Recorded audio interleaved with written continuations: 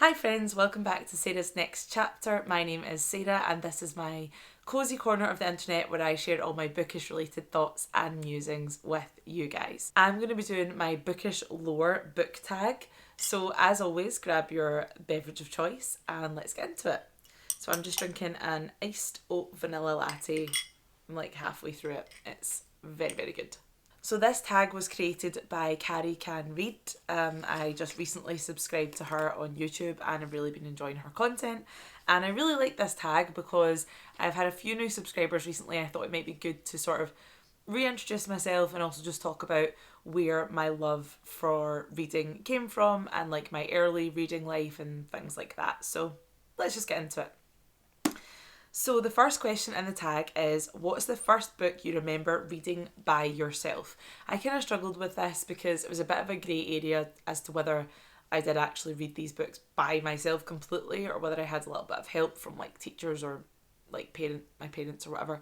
But I think probably the first books that I could read independently would be the Katie Morag books. I remember reading them in school and absolutely loving them. They're about a little Scottish girl called Katie Morag, and I always remember she had two grannies, and one lived on an island and one lived on the mainland, and I'm pretty sure she refers to them as like Granny Mainland and Granny Island, and I just really liked, yeah, it was just really cute. I liked Katie Morag. And I also read the Funny Bones books. So these were books about these two little skeletons that lived in a cupboard. I'm pretty sure they lived in a cupboard under, or a cellar, sorry. And they always started like on a dark night, down a dark street. There was a dark house, and it's like the word dark is repeated a lot, and I found that really satisfying, and I still do, to be honest. So I remember reading those ones and really liking them.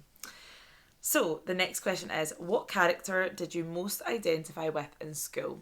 I kind of struggled with this, to be honest. I put Hermione because I feel like I did identify with her in the sense that I love books, I love reading. I felt like I was pretty smart in school. I mean, I still think I'm pretty smart, but I felt like I don't know, I was quite proud of how academically smart I was in school. So I guess I related to Hermione, but I did always have friends, so I wasn't like a total outcast, but yeah, I'm going to stick with Hermione. The next question is, where was your safe space as a kid?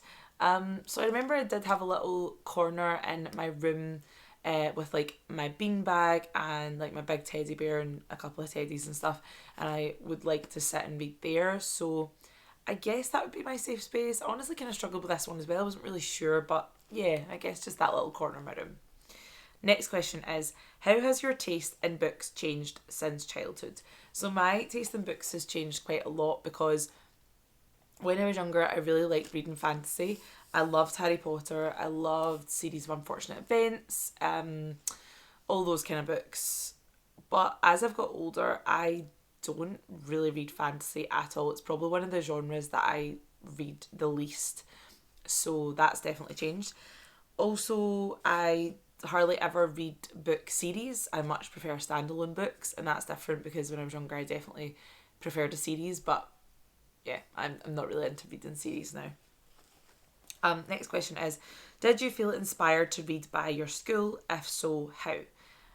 Absolutely yes. I felt like my primary school especially really encouraged reading and writing. It was like super important. It was a big focus in my primary school. We always had this scholastic book fairs. I can honestly picture it now. I used to get so excited when the scholastic book fair would come to our school and all the shelves would be like set up in like the gym hall or whatever. We would go and browse and pick what we wanted. And there was also like the book bus.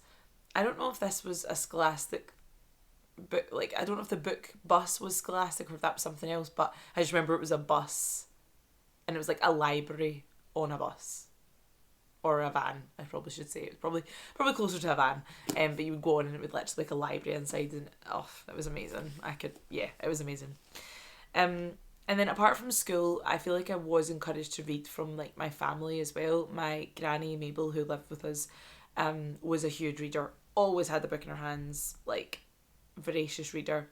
My mum was always reading, and my grandpa read a lot as well. So I definitely always saw the adults in my life reading and was definitely influenced to read from them. So the next question is, what book have you wanted to return to lately? 2 books for me stand out, and they are Circe and The Night Circus. So I absolutely love Circe. I read it almost 3 years ago now. I can't actually believe it's been that long. It doesn't feel like that long.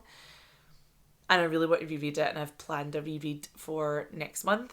The Night Circus I read like 10 years ago, and I really loved it, and I really want to reread it.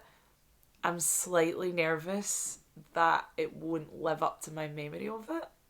So that's what's kind of put me off, but I would like to revisit The Night Circus.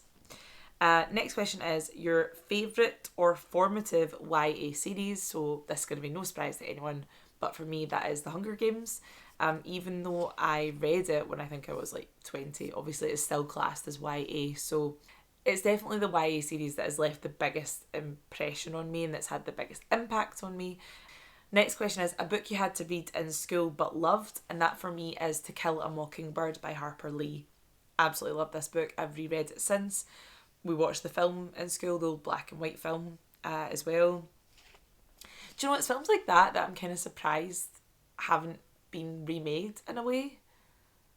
Like, obviously it deals with pretty hard topics, like racism is a huge theme in that book, but it's kind of funny that it's not been remade. I don't know. Anyway, but yeah, the film was really good. Absolutely loved the book. We'll probably read it again at some point in my life. Next question is, if my 13-year-old self could live in a fictional world, what would it be? So me at 13, if you asked me where I want to live, it would be Hogwarts. I was obsessed with Harry Potter.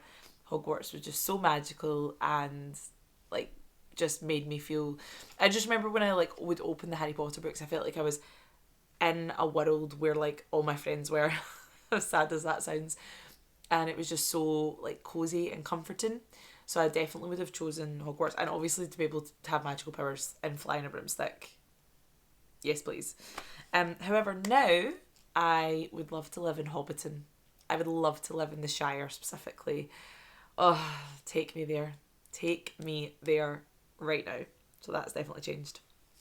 And the last question is there a new book you wish you had when you were younger? So I kind of struggled with this. I mean, I guess like, I think the Greek mythology retellings that I like to read, I maybe wish I had when I was younger, because a lot of them are like really feminist, and I think maybe if I'd had those books when I was younger, it would have made me feel more validated or important. I don't know. Yeah, so they obviously have mature themes, so I wouldn't have read them when I was younger though, so that's, I don't know. Hunger Games, I maybe wish I had read a little bit younger, because as I say, I didn't read them like as soon as they came out. It was probably a couple of years. I think it was when it got announced that they were getting made into films that I started reading the books. So maybe if I'd read them when I was even younger, I'd have probably loved them even more, to be honest. So yeah, I guess I'll say The Hunger Games, but I feel like that's a bit of a cop-out answer. I'm not really sure. I maybe need more time to think about that one. But anyway, let me know if you enjoyed this video. I quite like doing little informal chatty videos like this so that you guys can get to know me a bit more. Let me know if you want me to answer any of these questions. You can let me know in the comments. I'm going to write all the questions out in the description so that if you want to do this tag, please consider yourself tagged and go and do it, because I love watching videos like this. I love getting to learn more about the people that I interact with in the bookish community and on BookTube. So yeah, that is all for this video. As always, don't forget to like and subscribe. Thank you so much for watching, and I'll see you in the next one. Bye!